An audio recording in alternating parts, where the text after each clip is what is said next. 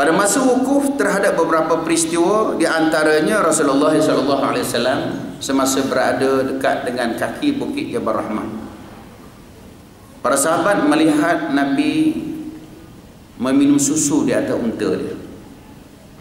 Hari itu Jumaat, ya, Nabi berada atas unta, dia minum susu.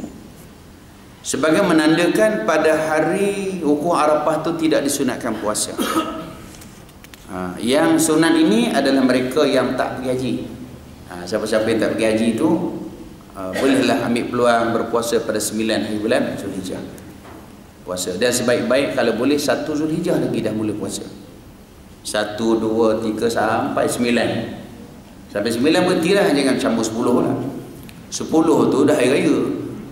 Aidil Adha haram kita puasa pada hari itu, ya. Jadi 1 sampai 9. Bagi orang kerjakan haji tak boleh, tak disunatkan puasa pada 9 hari bulan. Kemudian ada satu lagi peristiwa, seorang sahabat jatuh daripada binatang tunggangan lalu mati. Masa dia jatuh tu kepala dia terhempas di batu. Kemudian diberitahu kepada Nabi SAW bahawa sahabat itu meninggal di Arafah dalam keadaan memakaikan ihram, dan Nabi SAW memerintahkan supaya diuruskan jenazah itu dengan kain kafan yang dia pakai. Kain kafan dolainya itu saja. Dan kepala tak ditutup. Tak ditutup. Kemudian setelah dimandikan, kapan dengan kain pakaian dia lah. Dan kain kapan, kain ihram itulah sebagai kapannya.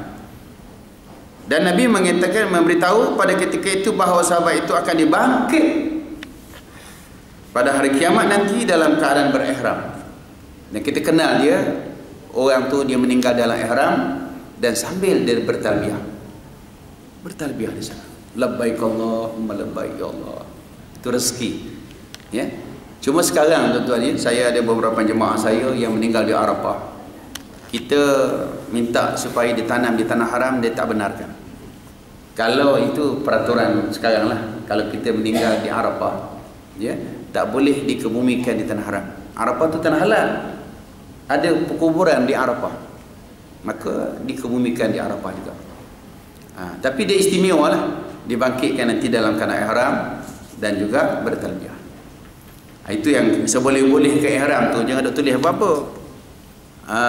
Tapi saya dah tengok sekarang ni orang kat ihram tulis macam-macam. Selalu orang tulis travel agency lah.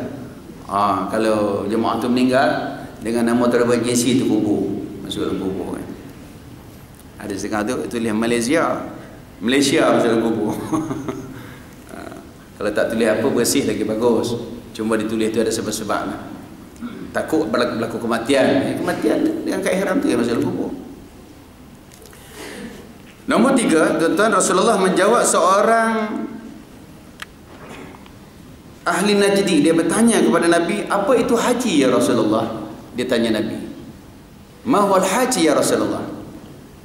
Nabi mengatakan, haji itu Arafah. Pendeknya, ini yang bermaksud bahawa kemuncak dalam kerja haji itu ialah wukuf di Arafah. Siapa yang dapat berpeluang wukuf walaupun sekejap saja, dia sudah dapat haji. Kalau tak dapat, habis dia tak dapat haji. Dan yang terakhir, tuan-tuan, berlaku peristiwa di Arafah, penurunan Al-Quran ayat yang terakhir di dalam suratul Maidah ayat ketiga. Ada juga riwayat mengatakan ada ayat lain diturunkan terakhir. Ini salah satulah pendapat yang mengatakan ayat terakhir, al-yawma akmaltu lakum dinakum wa atmamtu alaikum ni'mati wa raditu lakumul islam madina. Pada hari ini aku telah menyempurnakan bagi kamu agama kamu, dan aku telah cukupkan nikmatku kepada kamu, dan aku telah redha bahawa Islam itu menjadi agama kamu. Ini yang kita dapat faham, bahawa Islam sudah pun sempurna. Setelah selesai kerja haji, itu yang kita letakkan bila orang mengerjakan haji itu, dan terakhir lah, ya, terakhir dalam melaksanakan perintah Allah Subhanahu wa taala. Tapi itulah, sebelum kita nak laksana kerja terakhir ni, tuan-tuan, puan-puan, kita nak kena melalui rukun-rukun Islam dengan penuh kesempurnaan dulu. Kalau kita tak sempurna soal akidah kita, syahadah kita. Kalau kita tak sempurna solat kita, tak sempurna zakat kita, tak sempurna puasa kita, kita buat haji tak akan sempurna. Dia ada rintitan daripada amalan-amalan kita. Itu yang kalau boleh, seboleh-bolehnya memang kita kena semak satu-satu syahadah kita. Syahadah kita maksudnya mengucap kita itulah. Betul tak betul kepercayaan, keyakinan kita dengan hukum Allah. Adakah kita rasa ragui ataupun kita percaya, dan tahap percaya tu yakin tak yakin, syak ke, zon ke, waham ke, ya. Tengok pasal sembahyang pula, tengok pasal zakat kita, biar clear semua, baru kita melangkah menjadi tetamu Allah dalam melaksanakan kerja haji. Barulah mudah-mudahan kita akan mendapat anugerah daripada Allah yang paling besar sekali.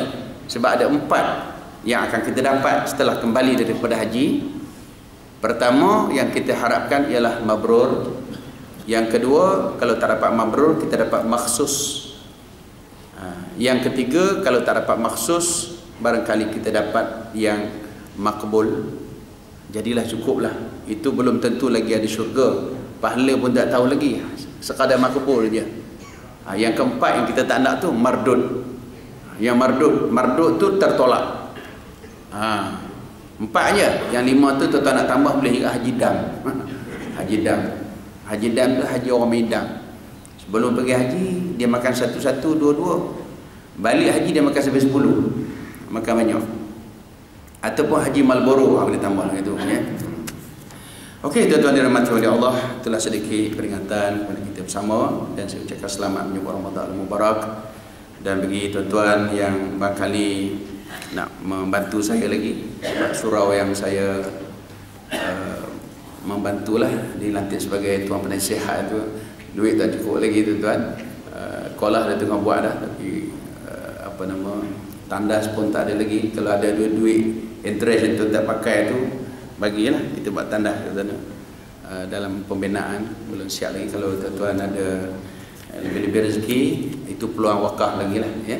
Sebab saya terus bagi kepada orang yang bina tu, terus beli simen ke, beli batu terus buat kat surau di Berembang Indah, ya, dekat dengan belakang Gleneagle tu ada satu apartmen, situ ada surau yang kami tengah bina tambahan.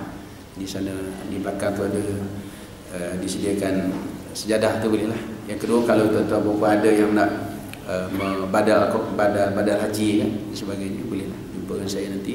InsyaAllah saya 21 ni akan pergi ke Alustar untuk mengikuti program pemantapan pembimbing haji.